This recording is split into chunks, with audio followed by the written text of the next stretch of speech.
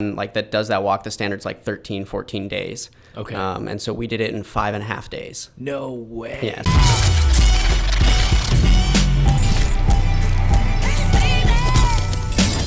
What's up, guys? Today's guest is professional stuntman who you can catch in Netflix's show, The Highwaymen. Please welcome to the JAMCast, Mr. Ed Bossert. Hey, how's it going? What's up, dog?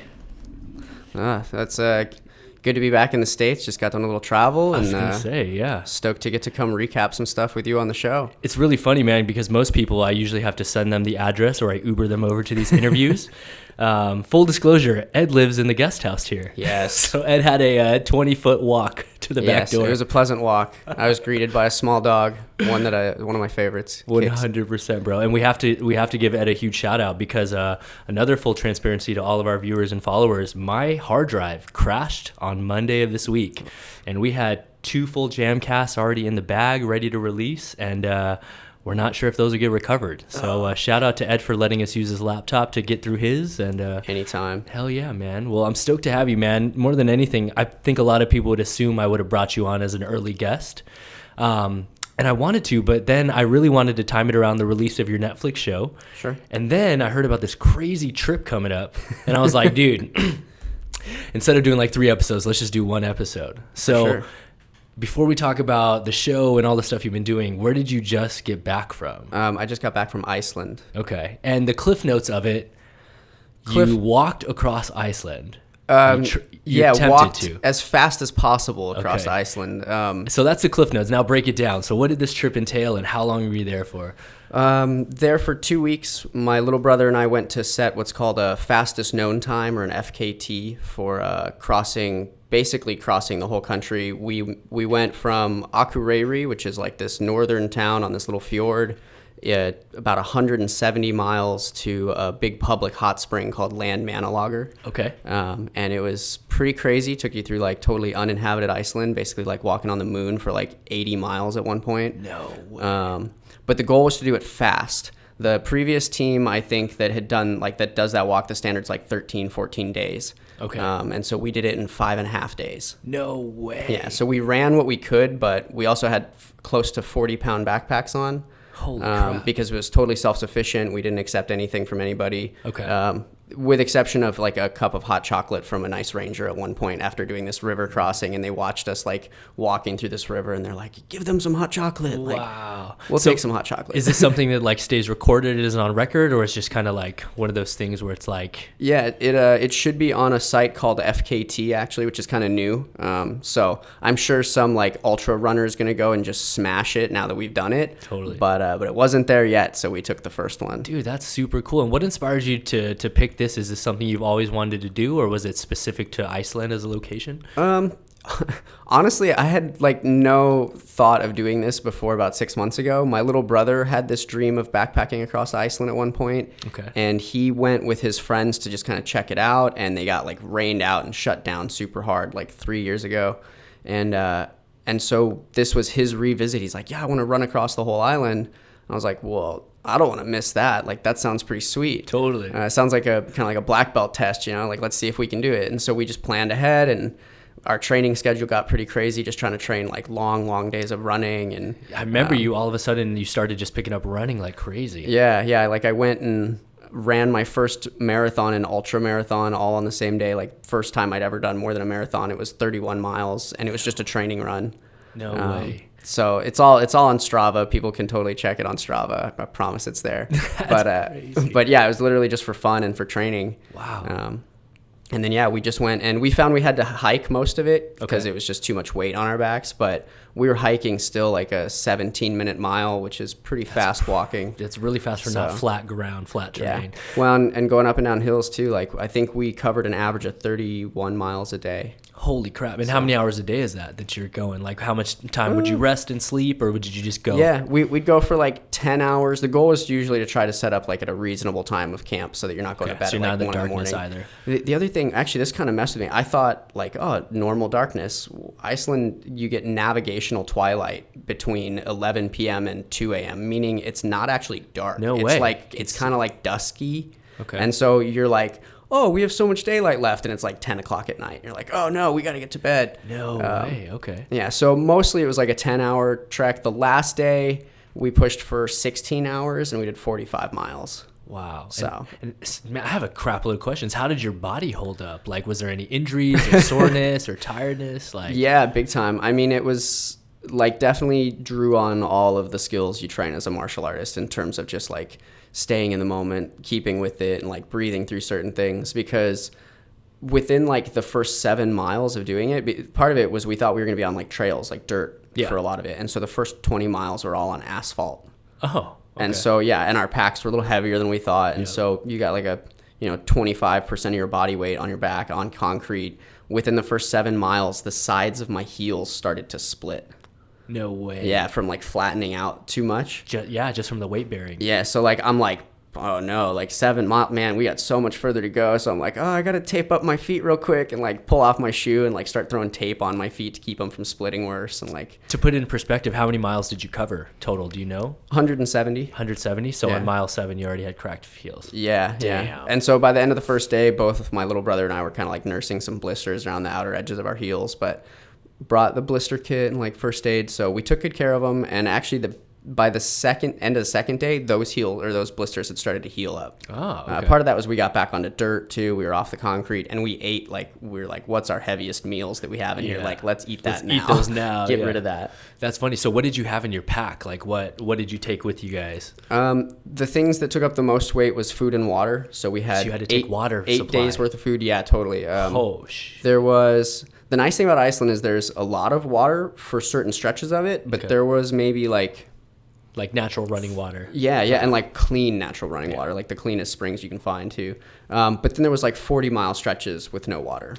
And so you're like, well, I hope we have enough. And then I remember one day we like had to wake up and had like a couple mouthfuls of water and then had to hike like 10 or 12 miles to get water. Oh no, worst case. And you feel like you're on the moon. So it's just like you turn a corner and there's just another hill rolling in the distance in the same road. And you're like, don't look up. Just don't look up. Just keep your eyes down and just keep moving. Yeah. Damn, it's almost cooler that you finished it in 5 days. Like that would be brutal to be out there for 13 days and carry gear for 13 days. For real. And we at one point we came across a backpacker we'd been kind of tracking accidentally for a few days. We kept seeing his footprints and they're getting fresher. We're like gaining on him.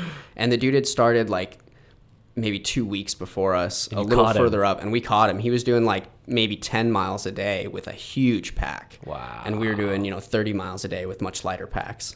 Wow, that's wild. And what were the weather conditions like? We were so blessed this year. Like we were prepared for it to just rain and storm on us like nonstop. That's what I was curious based on your brother's first trip there. Totally. We got really lucky. It was mostly like overcast, kind of fall or like kind of SoCal winter weather for a lot of it. Once we got up onto the highlands, which is this uninhabited stretch that's like 80 miles of basically uninhabited, and there's a hut in the middle. We camped at a hut one night and had like a shower, and that was sweet. Cool. And then the next day we got up and it was just raining, and so we had to do like 12 miles in the rain. Wow. And then finally got out of the rain and we got into like the gnarliest wind I've ever seen in my life, and the wind didn't let up for 3 days. Damn. Like we hiked out of that for like 50 miles, and it was like probably 30 to 50 mile an hour winds, like felt like your drunk friend is just like leaning on you the entire day. Just constant pressure. Yeah, like you walked him home from the bar like 30 miles. That's hella funny. Now, I didn't really ask this in the beginning to clarify, but did you go from point A to point B and ended there, or did you have to go point A to point B and then back to A? Good question.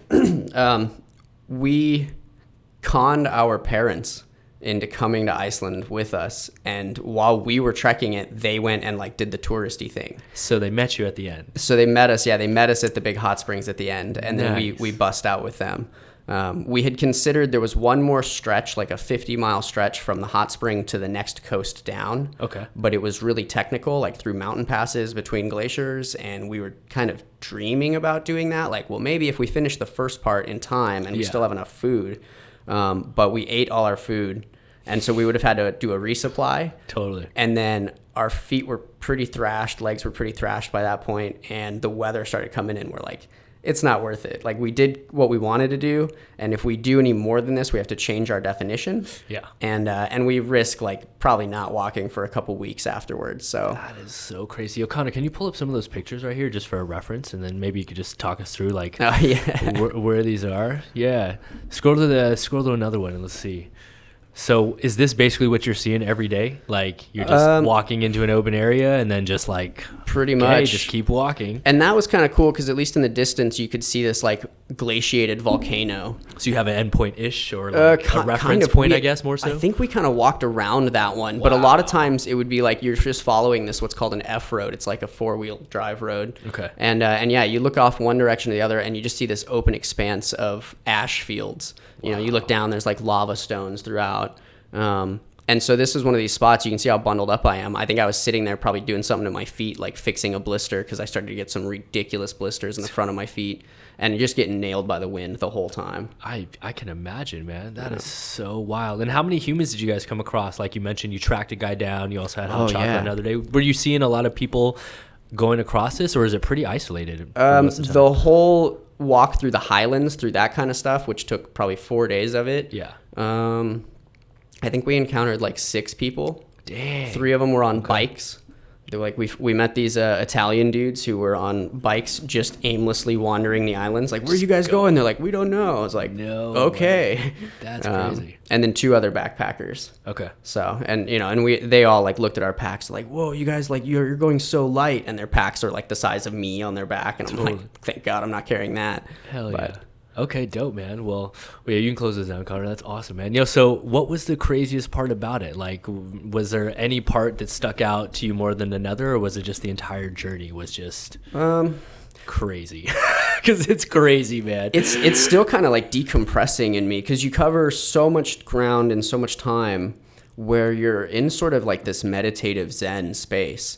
So I think that the craziest thing to me was probably that the last day where we did 45 miles, my little brother and I both woke up and like we broke camp down and we were worn out. Yeah. You know, the previous days leading up to that, I had developed some of the worst blisters I've ever had, like to the point where some of them were kind of in between the knuckles in my toes and my feet. No. And so it kind of like if you've ever stepped on a carpet strip, one that was not like kind of not covered by the carpet, you get that like, whoa.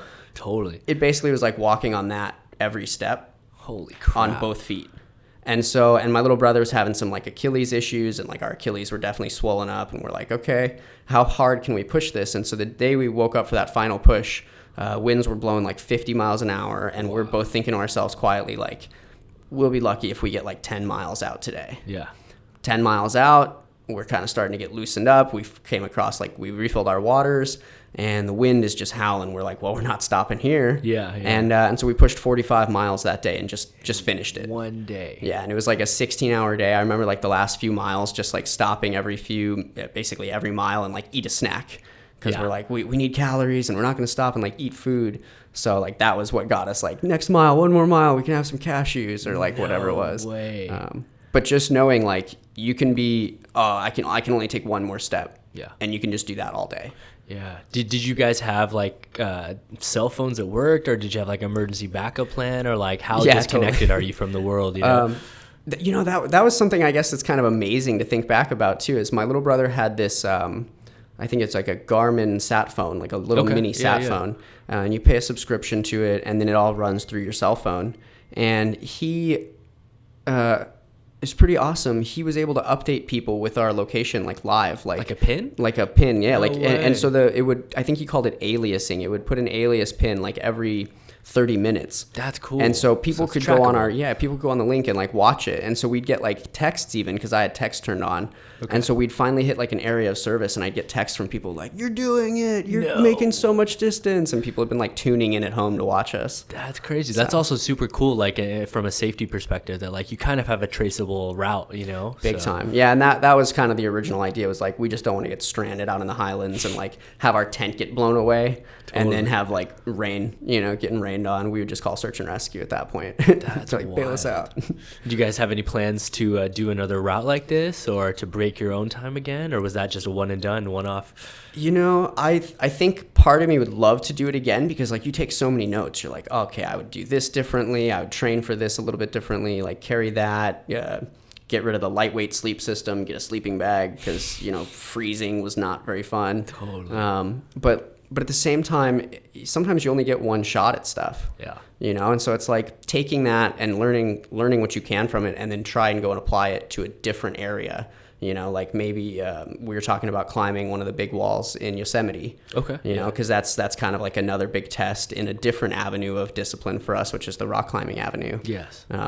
But I don't know. I think as my painful feet and memories subside, I may be drawn back to Iceland to go do it again. How many days post walk is this right now? Because this is pretty fresh, or at least fresh that you got back into the States. Yeah, it's been about a week since we finished. Wow. And your feet still thrashed? They're doing a lot better, but yeah, like on my toes, my big toe and second toe on both feet are still tingling, which I think, you just smash those nerves down pretty good hiking that hard, that fast. Yeah. And then thank goodness, like the blisters are healing up. That was the wildest thing, because they came up between my toes and like through the top of my feet even. So I just was hobbling around like an old person for days. No way. Like my parents were smoking me on the hikes afterward. I was like, I can't keep up. That's so wild, man. No, that's crazy. It's like one of those like once in a lifetime experiences, unless you choose to do it again, I guess. Right. Yeah. Well, and we had, a couple companies threw in to help us out. Like we had a company called Arc'teryx that helped set us up with some good gear. Totally. And then I found like a little backpacking company that makes these fast packs, because nobody really fuses a running vest with a backpacking backpack. Yes. So I found one company that did it, and the packs were awesome. So it's like, well, now we know we can put 30 pounds on our backs and potentially run. So what could we do with that? 100%. That's wild, man. And you kind of like, for people out there that are listening, he does have like a background in at least like outdoor, I guess, for lack of a better term, like you're an outdoorsy types of guy. Like as long as I've known him, you've rock climbed, you're originally from... not here in California. Yeah, from Denver, Colorado. It's from Colorado, which, as you guys, anyone in the States will know, it kind of like harbors a different type of lifestyle compared to California. So totally, kind of always been a part of that. So yeah, I think coming to California was nice, because there's still like a little bit of that outdoorsiness, but it's not quite as competitive. Like in Colorado, there's like this undertone of like, I'm more outdoorsy than you, and it's like. Yes. Hey man, we're all just trying to enjoy the outdoors. Exactly. Colorado is a cool place, man. There's a lot of pride for the state too. Totally. I've never seen so many like t-shirts for a state before rocked by people. Man, I saw awesome. Colorado shirts being worn in Iceland. No way. Yeah, and I was like, well, I could go have a conversation with that person, but I'm in Iceland. Exactly. Oh, that's too funny, man. So last question I'm going to ask you before we move on Iceland. It's something that I heard a long time ago. Yeah. Is that people said that Iceland is really green and Greenland has a lot of ice. Is that true? Yeah, I think I heard that. That's always stuck in my brain. I love that quote, actually. It was something like, Greenland is full of ice and Iceland is very nice. Mm-hmm. Is that true or no? I'd say yes, it's true. Greenland, because we flew over Greenland, and it is literally just one giant glacier. Wow. It was kind of crazy. I was like, I kind of want to go there for like 10 seconds and look at it and then get back on the airplane and be warm. Iceland, my little brother said this really pleasantly. He's like, I think Iceland is the feel that goes with beautiful photographs. Yes. So sometimes it's cold and windy, and like you might have to dodge some tourists, but the imagery alone, like when you look out, you feel like you're in somebody's beautiful photograph. Totally. So it's exceptionally green in like most places. The only like the place that people don't go is that Central Highlands, where my little brother and I were like, let's put like 80 miles of our hike through the Central Highlands. Let's go right there. Like you go to the weather to be like, what's the weather look like today? And it says uninhabited Iceland. No That's way. Where you're standing is uninhabited. Of course. So that's kind of like walking around on on Mars or on like a foreign planet. But the rest of Iceland, once you get down off the highlands, is just exquisite, just totally crazy. Hell yeah. Okay. Well, that's awesome, man. It's such an incredible thing that I'm glad. Like I literally told him that when he got home, I saw him. I was like, "What up, dude? How was the trip?" And he started to say something. I was like, "Stop! Don't tell me about it. I'm gonna do it on the JAMCast. Like I don't want to hear any details." So, dude, that's incredible, man. Like super. It's very inspirational. Like, a lot of people do things at this day and age, especially in our industry. We do things for money. and we do things for Sure. work, and very few people get to do things for themselves and for Totally. personal accomplishment. So Well, and that was one of those where it was like I've been focused on work and training like for a while, and so what can I do that's just for me like the equivalent of a black belt test? You know, 'cause I 100%. haven't been through one of those in a while, so it's like, yeah, let's go put ourselves to a test for a minute. And you kind of mentioned it, though, that you kind of like overall drew upon all of your experience as a martial artist, from mental toughness to just getting through this. So it's a great segue. Like, as far as I've known you, I obviously was introduced to you as a tricker, but before that, you had a martial arts background too, correct? Yeah, definitely. Did you do ATA, or what did you grow up doing? Yeah, I started in the ATA. I went like white belt to 4th degree black belt in the ATA before I was 17. Then, so I was like 2006. Then I moved out to Washington State for college, and I fell in with the Kyokushin crowd out there. Oh, wow. Got folded up a few times. Yo, if you all don't know what Kyokushin karate is, go look it up. It's nuts, man. It's a rude awakening if you come from a sport style. I went to Japan in college, and I got to go to a Kyokushin championship. Those And I guys had are the no truth. idea what I was expecting at all. And for those out there that have never seen it, they don't wear pads. Right. It's 0 pads, no hand gear, no foot gear. You are allowed to kick to the head. You just can't punch to the face. Correct. But you can grab their gi and punch to the body, punch to the ribs. It's brutal. Yeah, it's nuts. the only place I've actually seen like somebody use a wheel kick and knock a dude out. I've seen and that it too. worked, and the guy was just went. I saw I got fully slept off a wheel kick. Yeah. But it's such a crazy, brutal art. It's insane. Like, yeah. I think my instructor, who was also like the biology professor at the college I went to, Of course. I watched that fool kick through baseball bats. Yep. And I was like, Dog. I'm gonna work hard in his class. Yeah, I had a guy come from Japan to White Lotus, and I think they taped like 4 or 6 of them together, Yeah. and he kicked them all at once, and I was like, Monster. yo, Yeah. talk about a party trick. That was that was the first time I started to see like, okay, there's a lot more possible than initially was kind of given to me. Okay. And then I met an instructor who practiced a variation of like Hawaiian Kempo. Okay. And he again like kind of took me to another level with my martial arts where it's like I remember I'd been training Kyokushin for a year maybe. I had like a green belt, and then I all these black belts in Taekwondo and all the tricking time and. He's like, yeah, work with Antoine. Antoine's a white belt. He's been training with me for like 4 or 5 months, and Antoine was just putting blows on me everywhere. I was like, what is going on? Yeah, like yeah. apparently I know nothing. Yeah. And so I started over again, and I don't know, 6-7 years of training with those guys, just continuing to develop kind of more my internal structures as well as like more combatively efficient blows. Okay. Changed the way I saw martial arts and fed into tricking because it sort of unlocked certain power things for me with tricking. And sometime around at the end of that, that's when I made the transition out to here. Yeah, and what year did you start martial arts, and what year did you start tricking? Just to give people a frame of reference for how long you trained traditional first. I started martial arts in 1994, Okay. and I started tricking in 2005. Oh, wow. And how old were you when you started tricking, or like what grade were you in? I think I was 15. I was like, Okay, I was so right just at about to teenage graduate. age. Yeah, like 15, 16. It's pretty much the time where a lot of people started in the old generations. Not like these young kids that are exposed to it so young that by the time they're 15, they're already stomping world's crushing it. first. Oh, yeah. No, I remember being like 15 or 16, and my friend was like, yo, go check out Steve Terada's website, steveterada.com. For real. Shout out to Steve Terada. Thank you. Yeah. What Yeah. year was it you started tricking again? 2005, I think. Okay, yeah. Okay, so yeah, Steve was I at think the that top. about right. then. Yeah, he was king, and he had it all like laid out. It was so nice. You'd be like, oh, that's that move, and that's that move, and I can watch that one move like 30 times and kind of figure out how he's doing it. Totally. Try to. Yeah.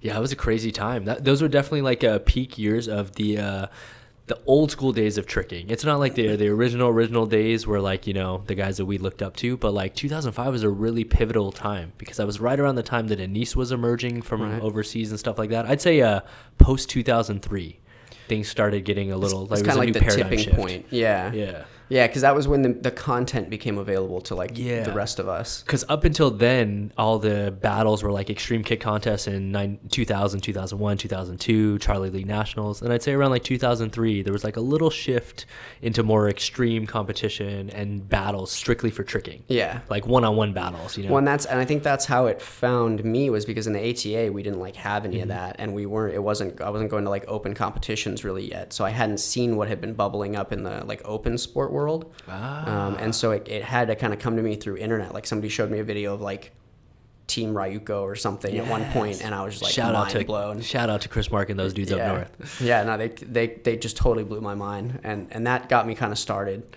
I think that video started a lot of people. The Friday Night Madness session. It was. I forget what it's called. First time I saw Cork. Yeah, is that what it's called? I think that you're dead right. Connor, try to find it. Look up like Team Ryoku, like Friday Night Madness or something. But I don't know. It's gonna be hard to find. Ryoku, RYOUKU. Yeah, I think so. Yeah. And then I think you're right. It's Friday Night Madness. Type in Friday. Dude, that's it. That's it. That's it. it. You can tell right off the thumbnail. Dude, I can tell from the thumbnail. Yeah.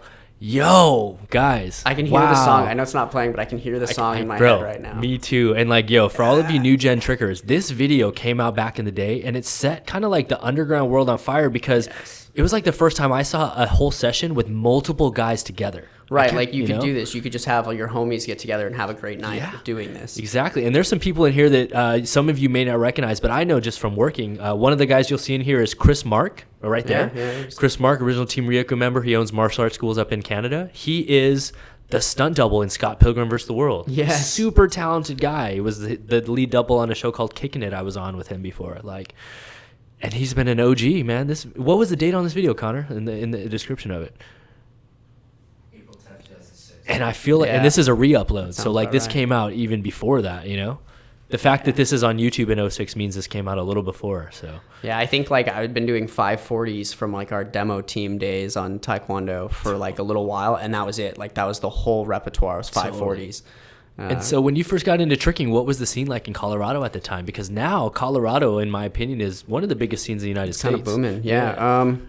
I think there was maybe 10 of us total in Colorado. Like at that time, it was like me, Nick Vale, Dan Perez was out there. Yes. Josh Durbin was showing us all what could be done. Those are 4 crazy names for the time already. Yeah, insane. Yeah. And then we had like John Neese and Tai Matsu, like a few people from like kind of like either high in the mountains or out in Alaska that like came out. And so we just got together and had little groups of, it pretty much resembled Friday Night Madness, just like used every apparatus. It wasn't really just tricking yet. Okay. And so I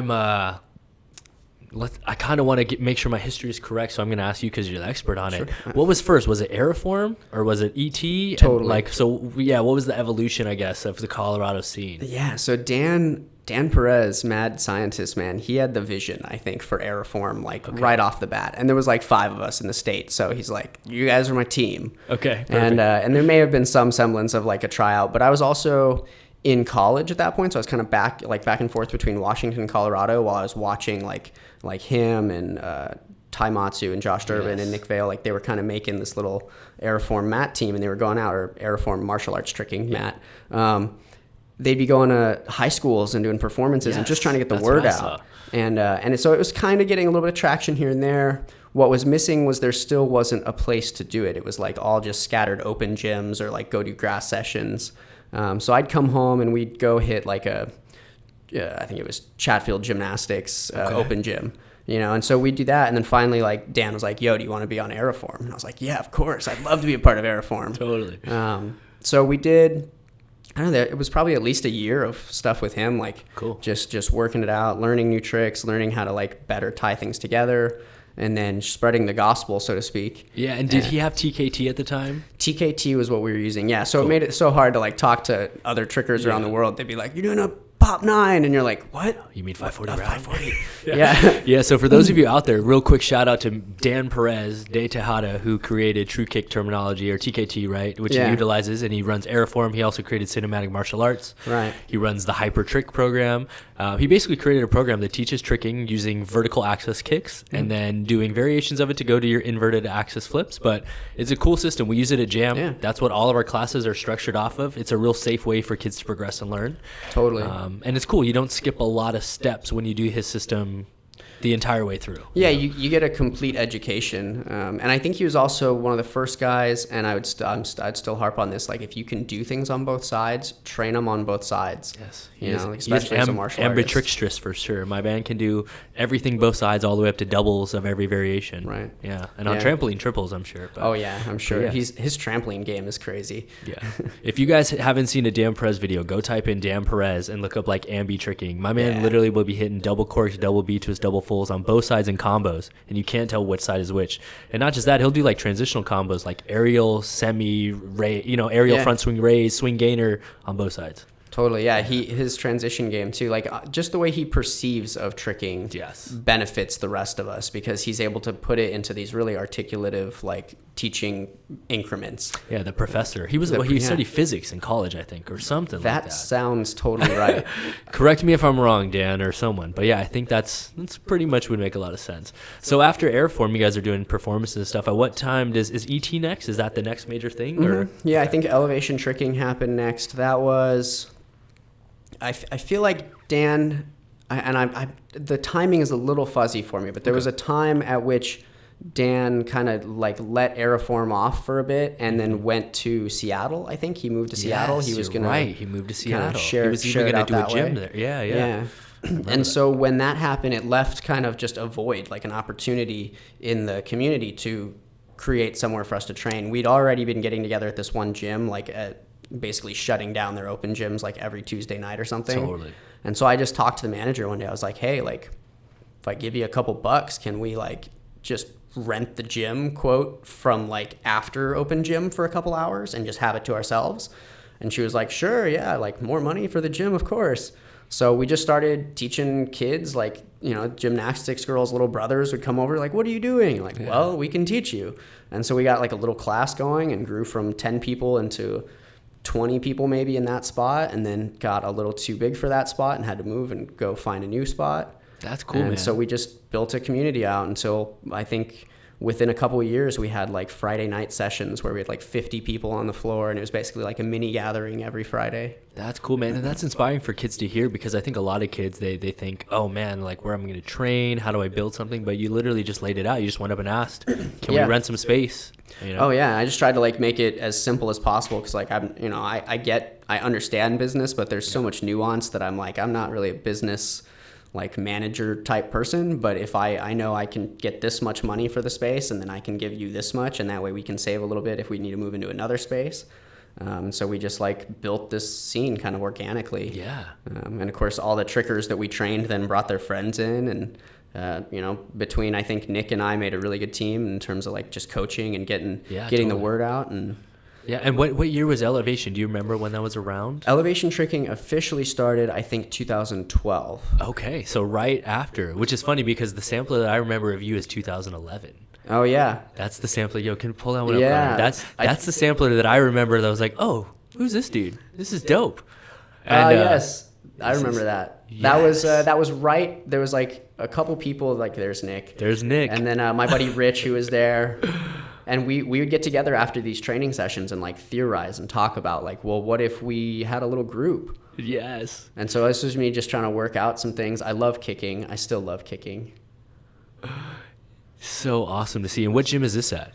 That's a good question. I don't remember what that gym was. That was Lily Gulch though. You know what's funny, dude? And it's crazy. That last kick that you did, like that could have been Josh Durbin. Like the stylistically, it's kind of crazy to see, but because of the TKT influence and like you guys were doing variations of stuff that other people weren't doing because of the TKT influence. A lot of swing kicks, you know what I'm saying?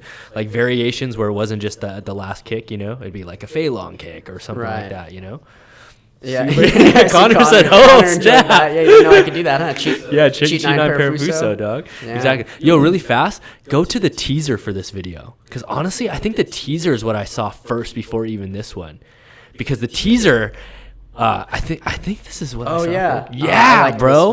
This is the one that learning how to edit with this stuff. And I remember this one. I was like, oh crap! I think you do double back in here too, right? Yeah.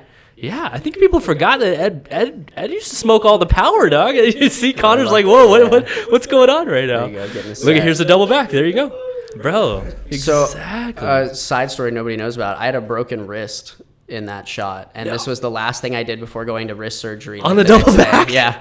What? Like I had wrist surgery the next day. Double and I was Arabian. Like, yeah. That's such a fun floor. That was at Ariel's South. Triple. In Colorado Springs there. Colorado Springs crew is built up a lot from those days. Yeah. I mean, I just literally came back from Trick Different out in Colorado Springs. I love those super guys. awesome. Yeah. Luis is the man. Luis is the man, dude. Hell yeah. This is literally the video I remember before the 2011 Singapore was Man, the teaser. I should have just put this out. Yo, super sick, man. But yeah, I mean, for those of you that don't know who the hell Ed is, that's Ed. And honestly, the first time I think we officially met was it when I flew you out? I think, or did you come before for a visit when Dan came? At the last White Lotus gathering, actually. No, that is the first time we snuck met. out You're here, right. And ended up in your right. backyard at one point, and like hanging with like a niece and Danny, everybody like in the backyard. You were in the Neverland session. That's where okay, so the Neverland session. Yo, try to pull that up, Connor. It's not on the list, but see if there's a Neverland session with Ed. See if it's on there somehow. Yeah. Okay. I remember watching, like, do you remember like Javier Macias was here, right? And I remember seeing Javier do something. He was like battling Kyle McLean on the concrete on the basketball court. Yes, you know? we had the mats in the back. And I remember all of us watching Javi like aim at his head for a second. We all thought like he's dead, and he pulled this like cat maneuver and got his feet under him. No, and we all just lost. He's alive. Yeah. I don't know who's in the description of that one. Kyle, is that one? I'm not really sure who's in that one, Connor. I think that might have been the day. Oh, this one, I don't know. This one is that one had Dan Perez in it, so who knows? So yeah, for those of you out here, this place is called Neverland because we used to be the Lost Boys. It was me and Solomon Brendy, Anish Sherfa. But this is the training floor that we used to train on, basically. Yeah, it's like these. Are It's they like, even the puzzle mats? I don't know That what was I don't pre-puzzle even. mats. Yeah, it's like pre-puzzle mats. It was these weird mats that we had, but we taped them together and we would just get down in the backyard. Yes. So yes, you made it out to the White Lotus closing gathering, which was the one with the big battle that we had. Yeah, it was pretty awesome. Yeah, that was crazy. Super crazy. And then the next time that you came out, I think, was when I flew you out for the battle, right? Correct, yeah. Which was the 2013 Jam Winter Gathering. Right. Yeah, came out with Jordan Okubo. Yes, and that was the first time that people really saw Jordan, and I was really big on that. And I'm glad that you came because honestly, I don't think his parents would have come if you didn't come with him. Yeah, I've known Jordo and those guys for so long, so it was really fun to get to travel with them. I hope I got to help influence a little. I mean, it was really cool. One thing I'll never forget is, Jordan Akuba now is a fixture in the community. He's got second place at Red Bull Throwdown, but that was like one of his first gatherings. I think he got flown out to as a guest. Totally. Flew him out and he battled, and I remember his parents drove down to surprise him because they were like so stoked he was battling. They literally drove down and watched the battles. Right. Yeah, it was pretty awesome, man. Yeah. So the family's so supportive. Like, it's super cool. That's wild, man. So obviously you come down in 2013, you battle at the Jam Winter Gathering, and then you go back to Colorado. At what year did you decide or make the transition of like, okay, I'm gonna make my way out to LA and pursue the industry? That would have been right at the end of 2014, I think. Okay. I just kept hearing, like, stunts has always sort of been on the back of my mind. Like, since I was a kid, even, like, I knew, like, I want to be like Jackie Chan. I want to go, like, get into some of that stuff. And I just maybe felt like I wasn't ready yet. I still had a lot that I was learning and refining.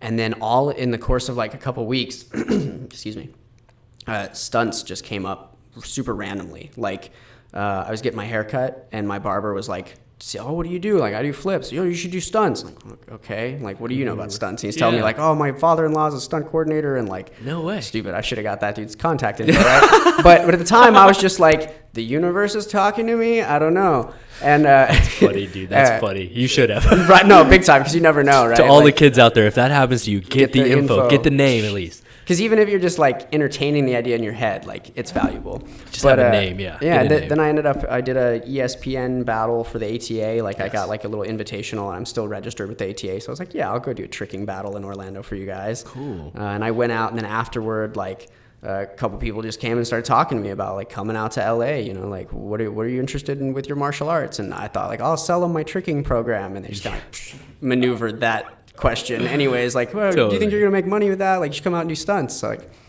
well, you're like the third person in a couple weeks, including my barber, to mention doing stunts. So maybe I should listen. That's so funny. So what year is this? That was right at the end of 2014. Wow. So a year after that, not too long after. And because then I think I came out and I visited. I did like a little stunt seminar with Will Leong, which was fun. I do remember that. And I just kind of picked your brain about it. I was like, yo, what does it take to come out and do stunts in Hollywood and LA? And you're like, well, here's what I would do, and set yourself up this way. And so I went back home and I just worked for like 5 or 6 months and earned a bunch of money and came out like prepared to just make a run at it. Hell yeah. That is so crazy, man. What a small world as far as like you basically getting your calling into stunts by stuff surrounding you, in your environment where you're at, which people wouldn't really associate with stunts necessarily over in Colorado. So Right, yeah. that's cool that you got the push. So when you came out here, one of the things that I wanted to get your perspective on, because you kind of would be the first guy to really talk about it on the JAMCast, is your involvement with live shows and performing before getting into like actual film and television,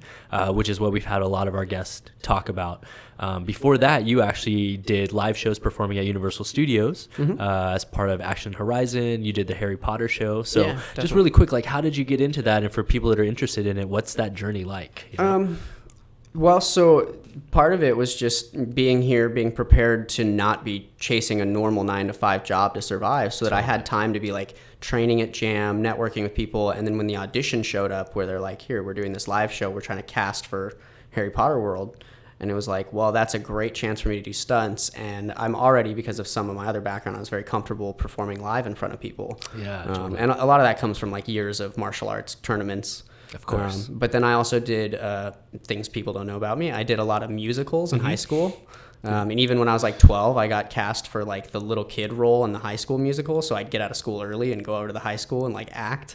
And sing and dance. And so performative art's part of your life. Yeah, totally was a big part of it. And it's funny hearing stories now from my family. They're like, yeah, you were doing stunts back then. And I was like, what are you talking about? They're like, yeah, you don't remember? Like, you'd stand up and walk. There was a handrail in the cafeteria, and the stage was behind the handrail for one of our shows, like my senior year. I got up on the handrail and walked like a balance beam while singing Mr. Cellophane, which is all about like, if I did all these things, you still wouldn't notice me because I'm cellophane. Yeah. And I finished with a backflip onto the stage off the handrail. Totally. And I was like, I didn't even remember that. Like, it's just part of being one of us, what we do. So then fast forward a little bit, I tumbled for the Broncos for a season. So that was just fun, like a chance to kind of be like, well, can I do flips live in front of 70,000 people? And make money. Get paid to flip, make enough money that it is like a good way to watch a football game. Totally.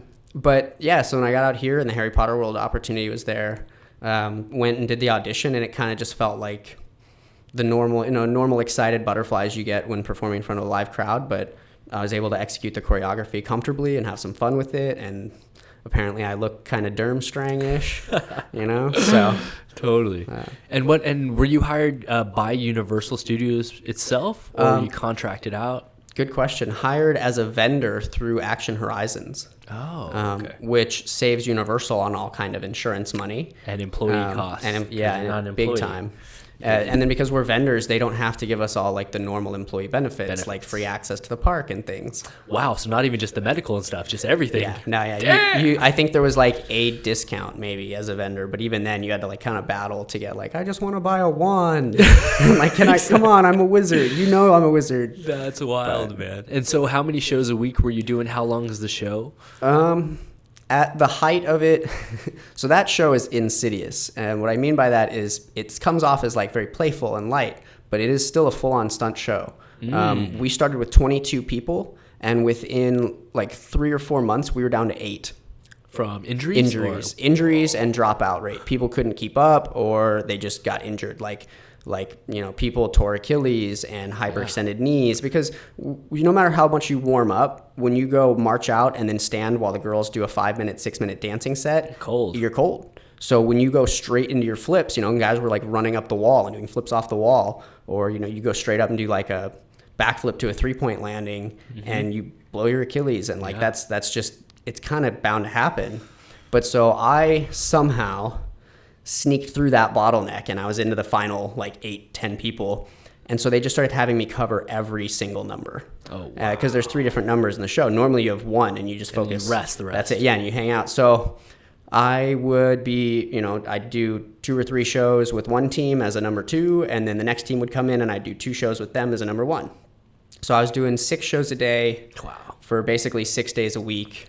And how long is each segment, and how long is the show overall? The show overall is like 15 minutes, and each segment's like 3 to 5 minutes. But you're bursting. It's like doing a NASCAR for him. No, exactly. Full energy. And then, of course, like there's a part afterward you got to like stand there all stoic and not look completely out of breath. You're trying to breathe through your nose. Hopefully nothing else comes out your nose, Totally. Yo, pull up the Harry Potter clip really fast, Connor. But yeah, so lots of shows. That's wild. So 6 shows a week. Or 6 days a week, 6 shows a day. That's crazy.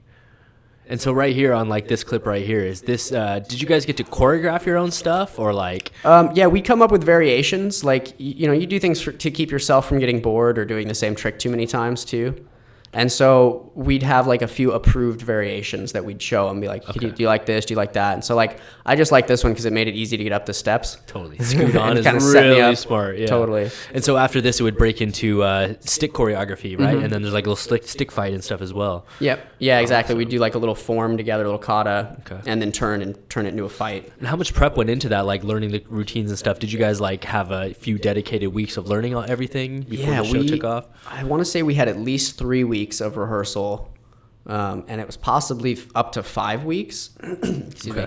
And it was kind of crazy because as the first group, they wanted us to be like super tight. Yeah, I bet. And set the tone. To the point where they had a British SAS agent named Paul come in and like run us through drill. Wow. And like homie would be on us if like your shirt wasn't ironed. Totally. And like we're doing rehearsal every day, Paul. Like you want us to clean and iron our shirt every day? And he's like, yes. And like guys would come in and like they would have accidentally ironed like the Action Horizons logo off the t-shirt. and of course he'd see it and be like, well you tried, but I still have to punish you. And so you guys got to go. You have to go like march drill around the building for like 20 minutes. Totally. And make left turns and like. So, but it was fun because then after months or weeks of doing that, you go do the show and sometimes it was like you'd hear the music and you'd be like in the middle of your row, like one homie in front of you, one wizard man behind you, and your hearts just started beating together. Yeah. And you'd walk in perfectly in step and kids would stop and look.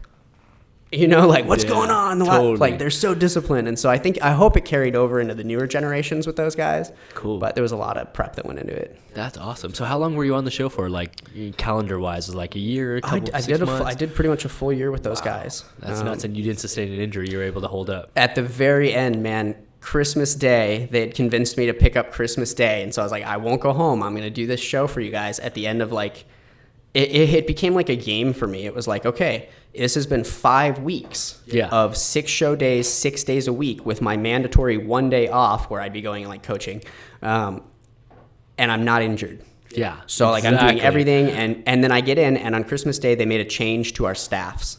They shortened them because they took this little topper off because the special effects guys were all angry that like we kept bending the topper and they're like, can you guys not hit so hard? And like, have you seen the show? Fight scene, yeah. Yeah. And so they took this thing off and we missed a bunch of the hits. Like we kept trying to get these loud cracks off the long staffs because they're these great like cold steel, unbreakable long staffs. So you can just smack them.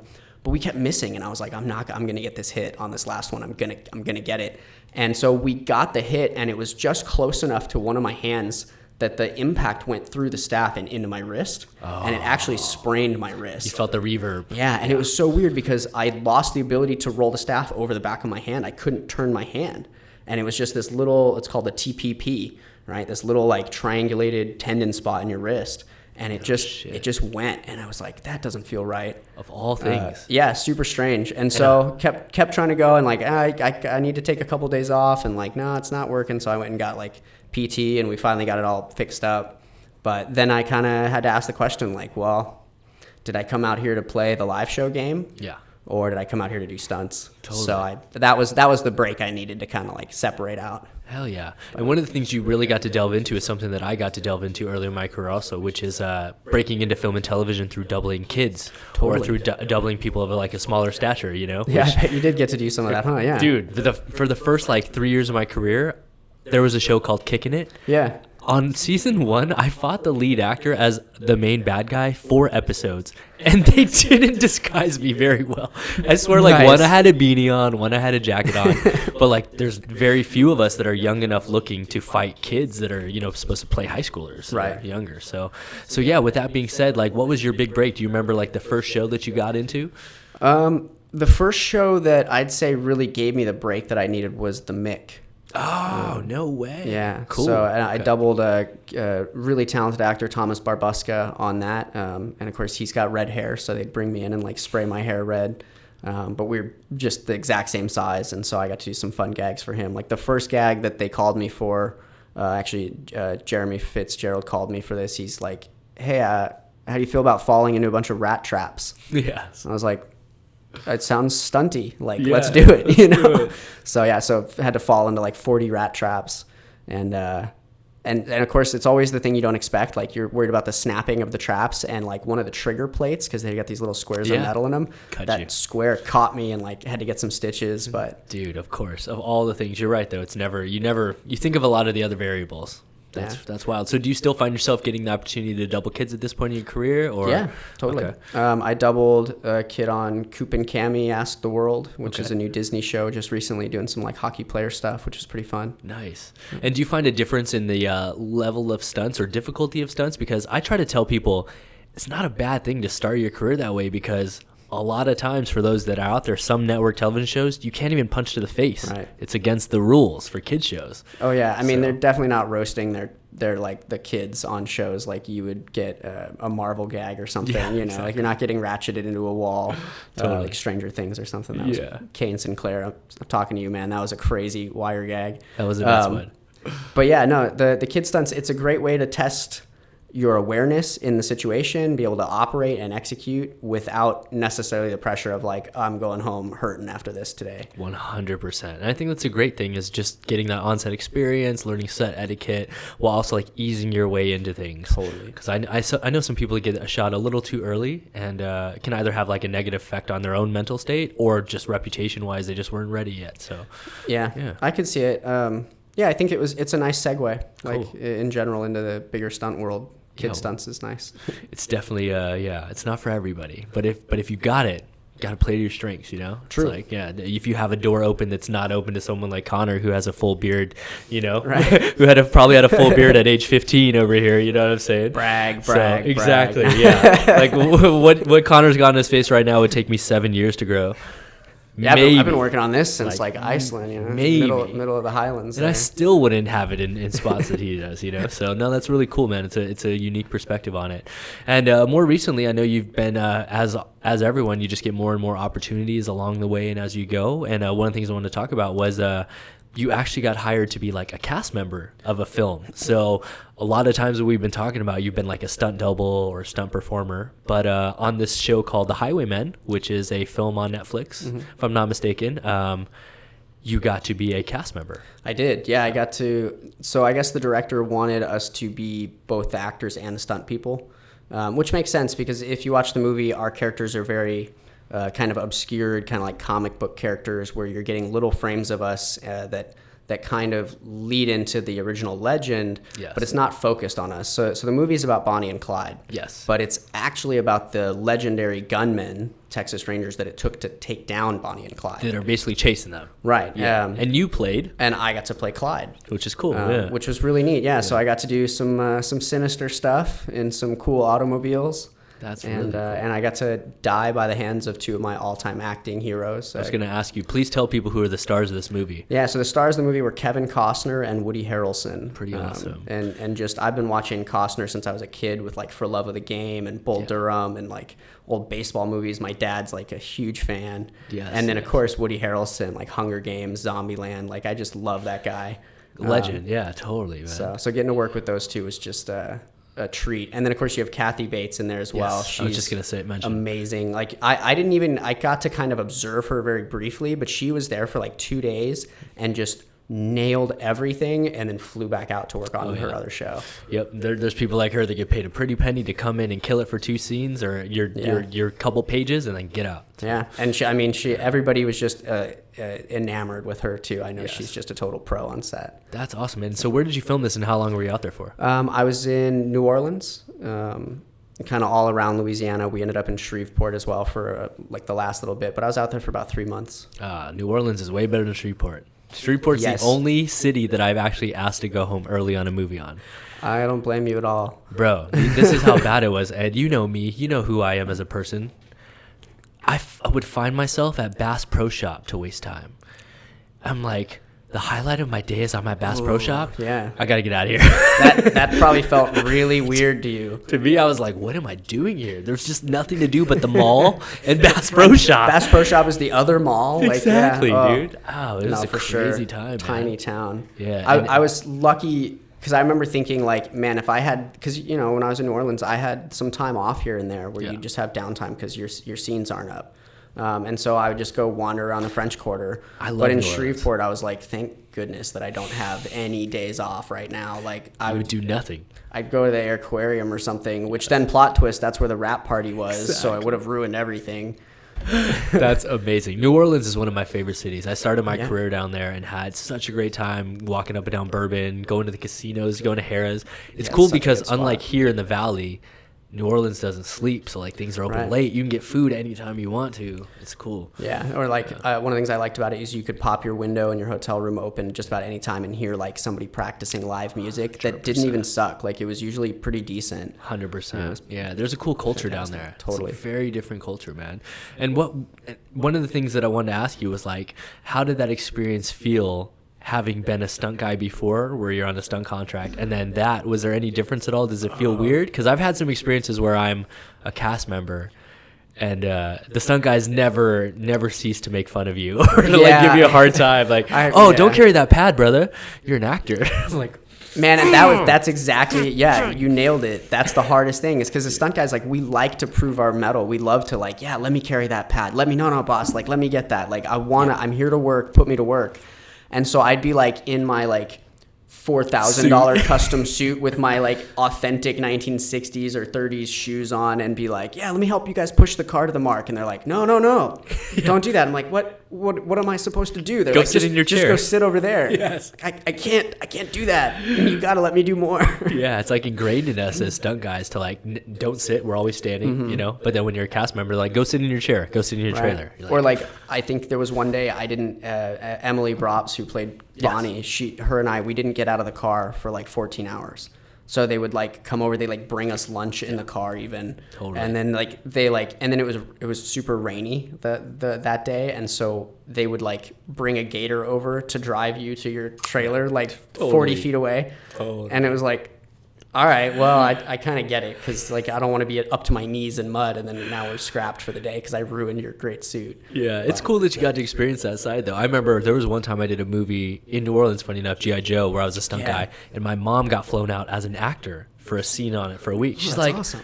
She's like, oh, I'm not staying at the same hotel as you. I was like, yeah, you're an actor on the movie. You're definitely staying at a different hotel. She's like, do you get picked up by a driver every day? I'm like, no.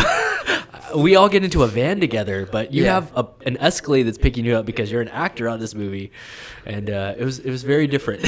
I will say I was pretty stoked. Papa Dashnaw, Jeff Dashnaw, convinced them to bring us into the same hotel with the stunt people, like in the French Quarter, because we were like feel way too far disconnected. Away. Yeah, and that was something like Emily and I were both like, well, the stunt team, like that's kind of our crew and our family. Like, can we hang out with them? And so then they moved us into the French Quarter, and it was just like way better. That's cool. Yeah, I remember we were all in like the Embassy Suites in the Central Business District, and then my mom was at like the West End, like super far, removed from the chaos. Like, that's awesome, man. Well, it's cool that you got to experience like both sides of it. And then I got to ask you, is there any job so far that has stood out or anything that's been memorable on your journey here so far? Because we all have such different journeys and paths, you know? Oh, totally. Well, and there's so somebody even asked me this recently because I'm such an outdoor adventure-y type of guy. They said like, well, are you a stuntman or an adventurer? And the answer was like, I think I'm a stuntman because I'm an adventurer, because every job is its own little highlight, its own little series of problems you have to figure out and execute through, and no matter how practiced you are, you always get like a little excitement,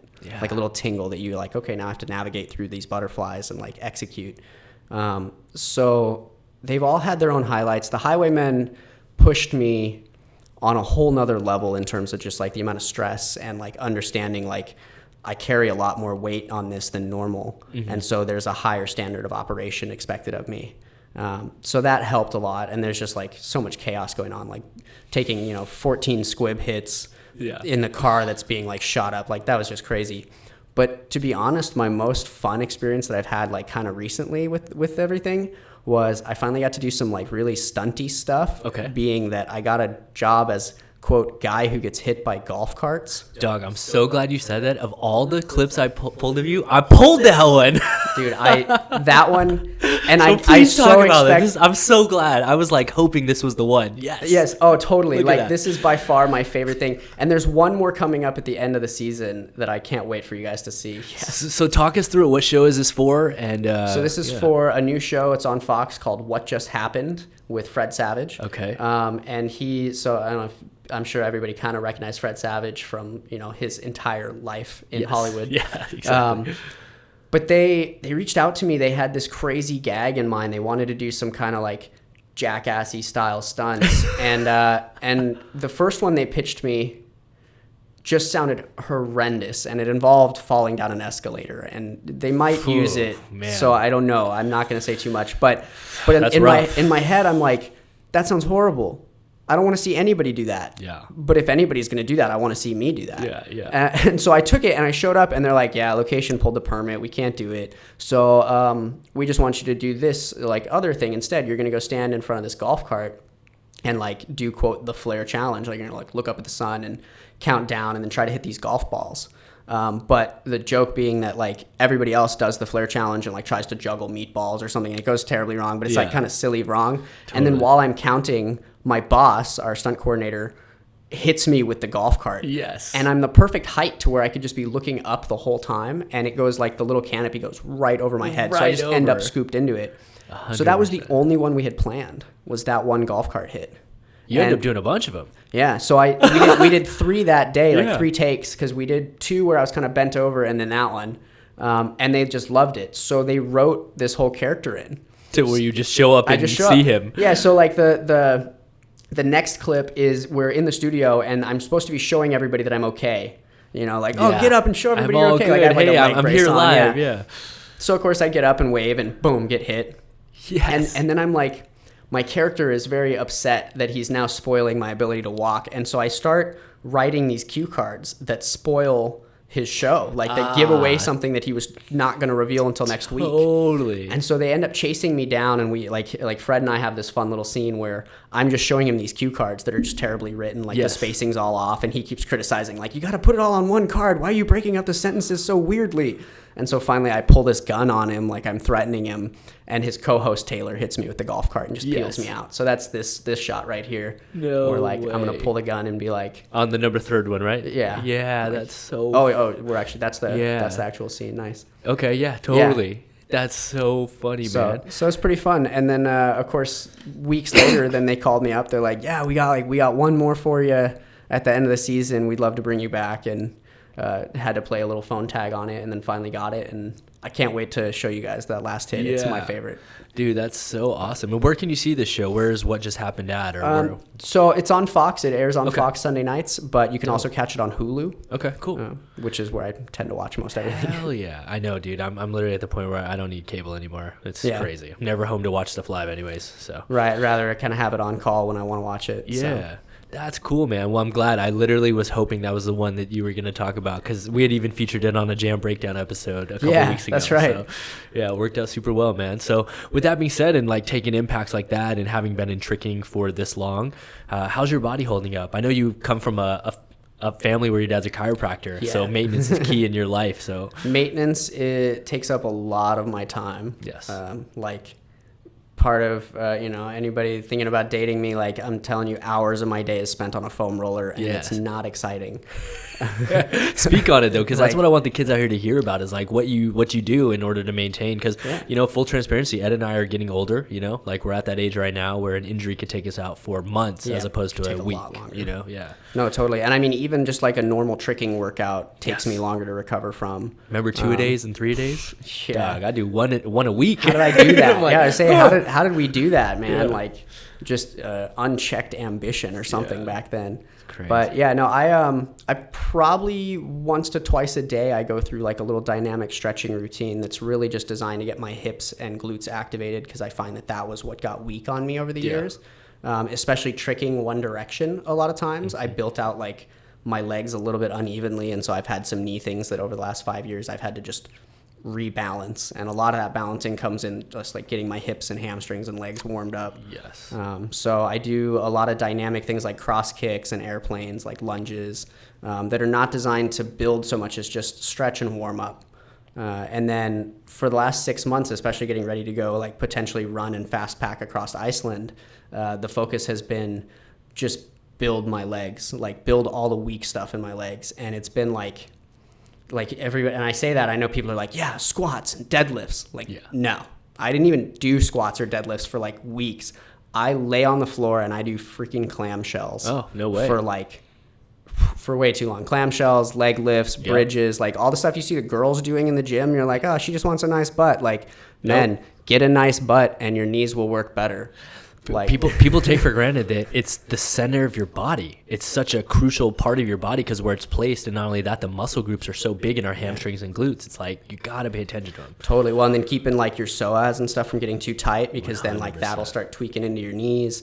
I just got to try that psoas thing out. Have you tried that? I haven't. No, I've been kind of eyeballing it. Armand bought one, so hit him up. Okay. Yeah. Yeah. He's all got right. it at the Definitely gym. gonna find out about that. So right, is it? Yes, Probably. that's yeah. it. Yeah, the so right. Yeah. Check it out. That's I think that's crucial though, because if like you were saying, like your hips connect everything. Your upper body is connected to your lower body through your hips. Yeah. So you could have the most banging quads ever through all the presses and all the squats you ever want to do. But if your hips get weak, your knees are going to start doing weird things, and then you just have all that power working against you. Yeah. So like that's a lot of what I do is like find those weak stabilizers. And try to target those. Like that's the mundane part of my life that keeps me going through everything else, because then I can easily go work like a martial arts workout in, go do sticks for whatever, or go do kicks for a couple hours, and then just return back to like loosen up, get the hips again, good to go. Yeah, man. And it's really important. I'm glad that you spoke on it and literally said that you spend hours, doing it, because it's something that we kind of overlook when we're younger. So what's the goal right now for the immediate future? And I always ask everyone this question, like, what's the goal for like 5-10 years down the road? You still think you'll be in this industry? You'll still be in LA, or is it up for discussion? I don't know. It's, as part of the adventure goes, it's kind of always up for discussion. But I've always liked Steve Jobs' approach, where it was like, if I wake up too many days in a row not stoked on what I'm doing, change it. Totally. And I tend to be stoked on what I get to do here in LA a lot. Like I love just being a part of production work. Even like if I'm not doing stunts, I'll volunteer my time to go and just be around somebody's little indie production, because I just like it's just a cool creative vibe. It is. Yeah. I could see doing more like camera work, like stunt camera stuff, because I find that I'm good at framing and good at capturing images, and I really like that. But I'm also such a physical being; it'd be dumb not to use that in there. Mm-hmm. But I think just continuing to perfect the stunt craft and try to fill that space out in my life, because it's taken a couple of years to kind of figure out like, oh, this is what you have to do. That's not really important to do. Totally. Like where do I waste a lot of my time? Where is my time better spent? And now that I'm starting to get it, like, I think I'm just going to keep going with that for a while. Yeah, 100%. And I mean, as much advice as you can get from other people, you really have to go through the journey yourself in order to come to the goals, or at least meet the goals that you're setting for yourself. So totally. That's wild, man. Well, I'm super glad that we got to talk about all of these things, like on this type of format, where like not only did I get to hear about your trip for the first time, but like everyone else will get to hear about this crazy adventure you just went on.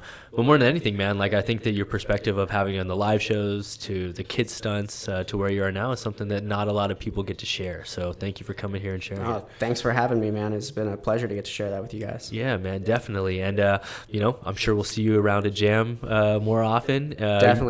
Now that I'm not running, I'll be tricking again. I was gonna say, that once the legs recover, up a bit of time. I know. Yeah, I can't wait to get back to it. Actually, I'm stoked.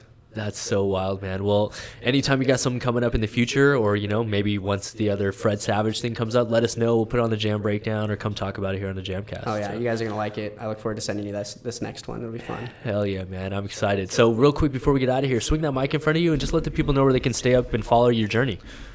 So feel free to follow me on Instagram, aka Ed Boss. I also have Facebook, Edward Bossert, and there's a new pro page going up on Facebook as we speak.